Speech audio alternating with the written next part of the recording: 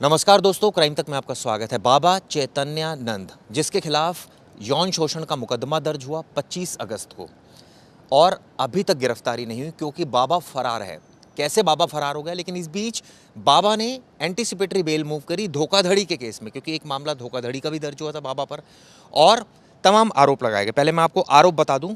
जो आरोप लगाए गए हैं बाबा पर वो है कि 20 करोड़ रुपए रिकवर कर रहे हैं, ऐसा पुलिस का कहना है। यानी बाबा 20 करोड़ रुपए क्या लेकर भाग गया है, 60 लाख भागने के बाद विड्रॉ किए हैं, 10 थानों पर ले जाना है। अब जो बाबा की वकील है वो क्या कहते हैं कि मुरली, हम आपको बता दें मुरली कौन है। मुरली वो शख्स है जिसने सबसे पहले छेड़छाड़ के मामले की शिकायत की थी, जिसके बाद 17 लड़कियां आई। उन्होंने कहा कि यौन शोषण हुआ, यानी कि दूसरे केस में शिकायत करता और पहले केस में आरोप लग रहा है कि वो तो साजिश करता है। ये क्या बात हुई? देखिए, जो इनके वकील हैं उन्होंने सीधा आरोप लगाया है जिन्होंने अभी शिकायत की है। उनका कहना है कि ये खुद पहले साजिश में शामिल था, पहले वाले केस में और धोखाधड़ी के केस में, और उसमें इसका भी नाम था। ये अब ट्रस्ट पे पूरा कब्जा चाहता है, मतलब ऐसा इनके वकील का कहना है। ये ट्रस्ट पर कब्जा चाहता है, तो इसने साजिश करके इनको फंसाने के लिए इसने ये जो केसेस है, दूसरा केस है, उन पे बोया है। लेकिन ये केस किस चीज़ पे था? जो अभी जो प्रोसीडिंग चल रही थी वो केस, ये जो लड़कियों ने आरोप लगाया उस केस पे नहीं था। ये था जो पुराना केस था जिसमें धोखाधड़ी हुई है, 20 करोड़ से ज़्यादा का पैसे का लेन देन हुआ है। उसमें पुलिस ने कहा है कि हमें इससे 20 करोड़ रुपए रिकवर करने हैं। नहीं, लेकिन सवाल ये उठता है, ये जो ज़मीन है, यानी कि जो शारदा जो इंस्टीट्यूट है, ये है किसका? ये कह रहे हैं ट्रस्ट का है। ये कह रहे हैं, जो इनकी तरफ से कहा गया है वो मैं आपको बता दूं। चैतन्यानंद के वकील ने क्या कहा है, ना तो संस्थान की ज़मीन बेची गई है, किसी को बेची नहीं है, ना कोई सेल डीड हुई है, ट्रस्ट को ट्रस्टी चला रहे हैं। मेरे पास पावर थी लेकिन मैंने इसका दुरुपयोग नहीं किया। तो फिर ये क्यों बात आ रही है कि कोई ज़मीन हथियाना चाह रहा है, 20 करोड़ रुपए की धोखाधड़ी हो गई?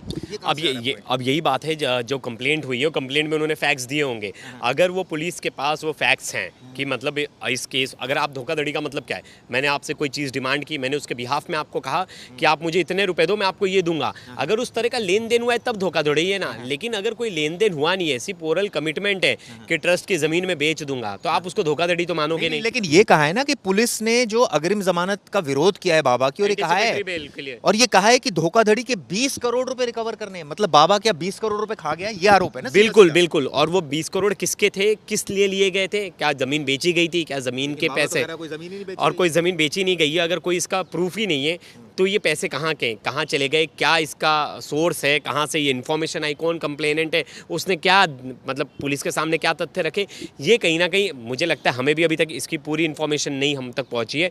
क्योंकि इस केस के बारे में, क्योंकि सब एक ही तरफ देख रहे थे कि वो जो महिलाओं ने, जो लड़कियों ने आरोप लगाया, सब उसी केस की तरफ कॉन्सेंट्रेटेड। छेड़छाड़ का मामला बाबा पर दर्ज हुआ है, उसमें जो शिकायत की है वो मुरली ने की है।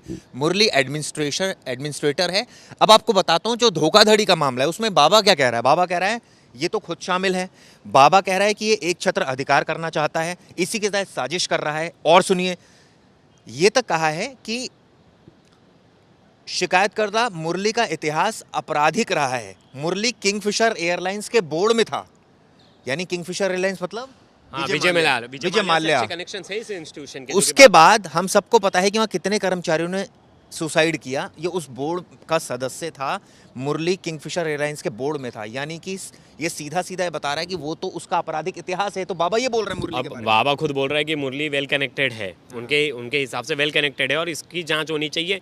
ये तो खुद आपराधिक उसमें, देखिए बहुत बार ऐसा हो सकता है। मैं बोल रहा हूँ कि उनके पुराने केसेस पे अगर हम जाएँ तो दोनों के ट्रैक रिकॉर्ड्स निकालेंगे तो दोनों के ऊपर आपराधिक मामले हैं।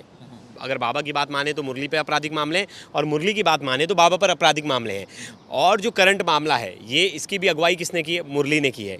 अब सवाल उठता है कि चिराग जी, एफआईआर हुई कब? ये एफआईआर हुई कब? और अचानक से 17 लड़कियों जो सामने आती हैं, उनका नेतृत्व कौन कर रहा था, और इतने दिन तक चुप क्यों रहे?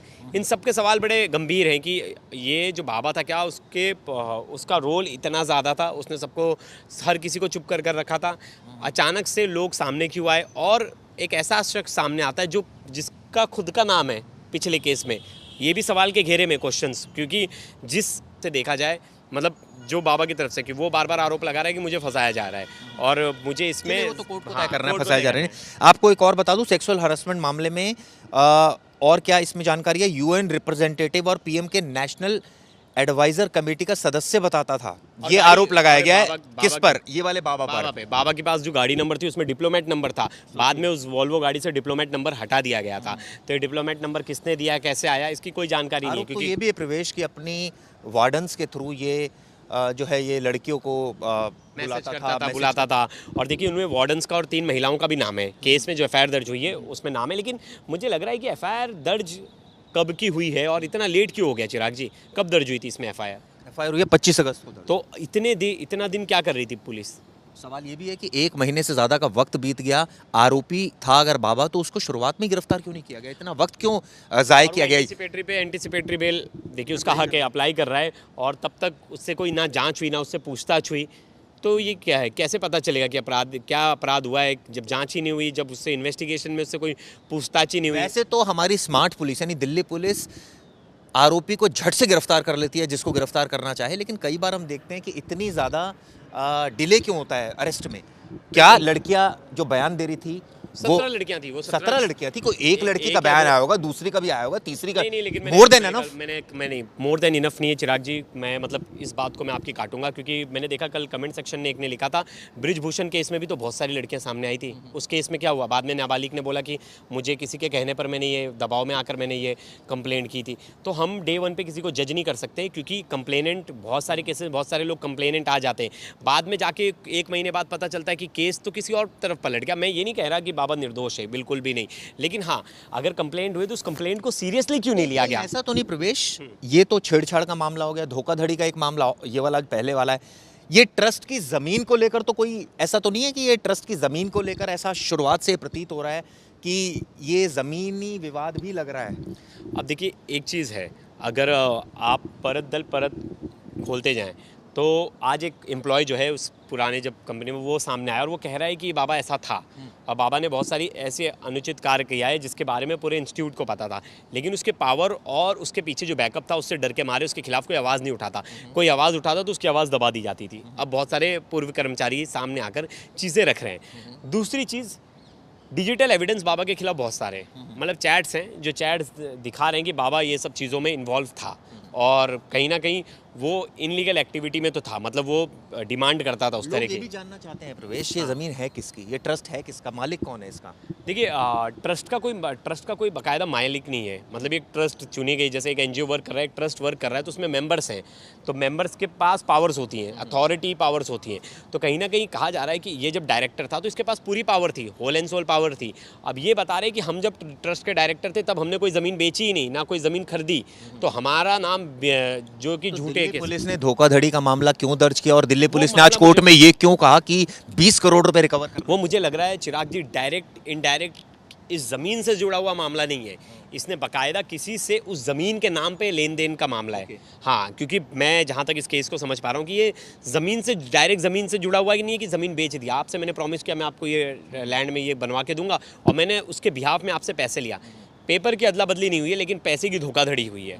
मतलब आप समझिए ये 2 चीज़ है। लेकिन कई सारे सिविल केसेस भी चल रहे हैं, तो हाँ। ये मुझे लग रहा है प्रॉपर्टी के डिस्प्यूट है तभी चल रहे हैं। एक चीज़ तो पुलिस ने एक बात और कही, उन्होंने कहा है Shri Sharda institute of management trust मूल ट्रस्ट है, सारा पैसा और रेंट इसमें जाता है, लेकिन इसने एक दूसरा ट्रस्ट बनाया और अब उसमें पैसा जाने लगा, यानी कि एक और ट्रस्ट बनाया। 2010 से अब तक करीब 20 करोड़ रुपए इस नए ट्रस्ट में आए। ये वो जो धोखाधड़ी है वो इस तरह की मैंने क्या कहा कि आपको ये लैंड का मामला नहीं लग रहा, और ये धोखाधड़ी का मामला है, पैसे यहाँ हेर फेर किया। तो अगर इसने ट्रस्ट के पैसे किसी और अकाउंट में डाले तो ये तो सरासर गलत है। हाँ, और आपने क्यों किए ऐसे, ये आपने क्यों किया, कैसे किया? तो ये जानबूझकर, और देखिए उस समय अथॉरिटीज़ जो होंगी वो तो इसके दबाव में थी, कोई इसके खिलाफ आवाज़ नहीं उठा पा रहा था, लेकिन अब जब इसके खिलाफ आवाज़ उठाई गई तो धीरे धीरे एक एक इसके जो खुलासे हो रहे हैं, इसके खिलाफ जो जो चीज़ें थी वो सामने निकल कर आ रही ये है। कहा जाए कि धोखाधड़ी का मामला शुरू तो धोखाधड़ी से हुआ था, लेकिन आ गया हैरासमेंट पर। हाँ, क्योंकि मामला तो बहुत सारे हैं, आप देखेंगे तो ऐसे नहीं है कि पहला दूसरा में चीटिंग, फर्जरी, ये सब धोखाधड़ी 3-4 मामले हो गए टोटल तो। और अगर आपके ऊपर एक आध मामले होते तो समझ में आता है कि आपके पीछे बहुत बड़ी साजिश हो रही है, लेकिन आपके ऊपर मामले पे मामले, आप नंबर प्लेट यूज़ करते हो एम्बेसडर वाला, आप कहाँ से ला रहे हो? मतलब आप तो एक अपनी फेक छवि बना रहे हो लोगों के सामने। मतलब जिस नहीं, चीज़, लेकिन एक चीज़ और भी है प्रवेश, ये बात सच है, लेकिन मुरली का जो कैरेक्टर है इसमें, अगर हम बात करें, वो छेड़छाड़ वाले मामले में कंप्लेनेंट है, हाँ।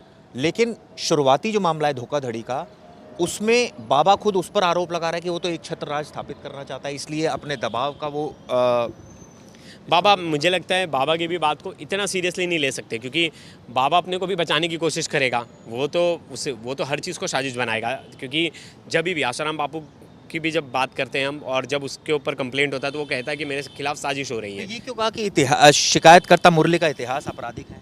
आपराधिक इतिहास मतलब सिर्फ ये, हाँ, ये बाबा ने कहा है, लेकिन आपराधिक इतिहास मतलब डायरेक्टली अपराधी नहीं है। तो बताइए कौन सा है? कौन सा है आपराधिक इतिहास, कितने हैं। और देखिए, होगा भी केस, तो मैं बोल रहा हूँ ये वाला जो केस है 17 वाला, इसमें तो लड़कियां खुद सामने आई हैं और बता रही हैं, और हम कह रहे हैं कि उनकी जांच अच्छे से होनी चाहिए। लेकिन प्रवेश, पहले वाला मामला जो धोखाधड़ी का है उसमें भी तो ये कहा जा रहा है कि दूसरे अकाउंट में पैसे लिए जा रहे हैं, तो उसका भी तो प्रूफ है, तभी तो मुकदमा दर्ज हुआ। तो दोनों की जांच हो ही रही है, अभी तक अरेस्ट क्यों नहीं किया, ये सवाल है ना। अरेस्ट जब तक नहीं करेंगे तब तक मुझे नहीं लगता बाबा भागता रहेगा तो कोई जांच में सहयोग मिल पाएगा या जांच इन्वेस्टिगेशन फेयर हो पाएगी। चिराग जी, सबसे बड़ी बात यह है, 1 महीने तक दिल्ली पुलिस सोती क्यों रह गई? जब 25 अगस्त को मामला दर्ज कर लिया था और पहले धोखाधड़ी का मामला भी दर्ज है, उसमें भी एंटीसिपेटरी मांगी जा रही है, यानी साफ है कि उसमें भी गिरफ्तारी नहीं हुई है, उसमें भी गिरफ्तारी नहीं हुई, साफ है। और दूसरे मामले में फिर एंटीसिपेटरी मांगी गई, यानी बाबा को गिरफ्तार करना ही नहीं है दिल्ली पुलिस ने, मुकदमे दर्ज करने, गिरफ्तार नहीं करना। और जो है बाबा के खिलाफ, लेकिन अगर बाबा इतना पावरफुल होता तो मुकदमा भी तो नहीं दर्ज होता। चिराग जी, दिल्ली पुलिस ने मुकदमा दर्ज किया है, मतलब अरेस्ट भी कर, हाँ, अरेस्ट भी करी होगी, ये छुप के भाग रहा है जो तो अभी। ये तो धोखाधड़ी का तो पुराना मामला है ना। हाँ, धोखाधड़ी के मामले में इसने एंटीसिपेटरी बेल ले ली। वो कहाँ लिए? वो तो अब लगाई है। नहीं, एक और मामले में, इसके ऊपर 3 मुकदमे। 2 जो मामले हैं, एक धोखाधड़ी के मामले में अब एंटीसिपेटरी लगाई है, इसका मतलब पुलिस ने इसको गिरफ्तार नहीं किया। हाँ, बिल्कुल। और दूसरे मामले में भी एंटीसिपेटरी लगाई, छेड़छाड़ वाले में। लेकिन चिराग जी ना, पुलिस का हम जब केस देखते हैं कि बृजभूषण को भी पुलिस ने अरेस्ट नहीं किया था। अरेस्टिंग ये नहीं है, अगर जांच में आरोपी सहयोग कर रहा है तो अरेस्टिंग ज़रूरी नहीं है, कंपल्सन नहीं है ना। चलिए, हम अरेस्टिंग की बात पर नहीं आते, हम आते हैं, अगर बाबा के खिलाफ सबूत है तो सख्त कार्रवाई होनी चाहिए, क्योंकि अभी तक जो कंप्लेंट्स आई है आप बताइए, अरेस्ट में एक सवाल था आपसे, अरेस्टिंग करते क्यों है पुलिस? अरेस्टिंग करते हैं कि जांच में जो सबूत हैं और वो जब बाहर बैठ के जांच को प्रभावित ना करे, वो सबूत आएंगे, उसके बाद जो जांच की चार्जशीट है वो फाइल करके डालेंगे। वो जांच किस चार्जशीट, आपको भी पता है, ये तो पिक एंड चूज का मामला होता है कि पुलिस जिसको चाहे। वही मैं बात कर रहा हूँ, अगर कोई छोटा सा केस हो जाए तो तुरंत पुलिस उठा लेगी, लेकिन जैसे हाई प्रोफाइल मामला आता है तो फिर वहाँ केसेस ऐसे नहीं होते। और वहीं बड़े बड़े वकील कोर्ट में खड़े कर देते हैं, वो फिर बाल की खाल निकालते हैं, पूछते हैं क्यों बात है। बस वही बात है कि कानून तो सबके लिए सेम है, लेकिन सबके लिए सेम नहीं है। चलिए, दूसरी तरफ ये वीडियो आपको कैसे लगी जरूर बताएगा। शुक्रिया।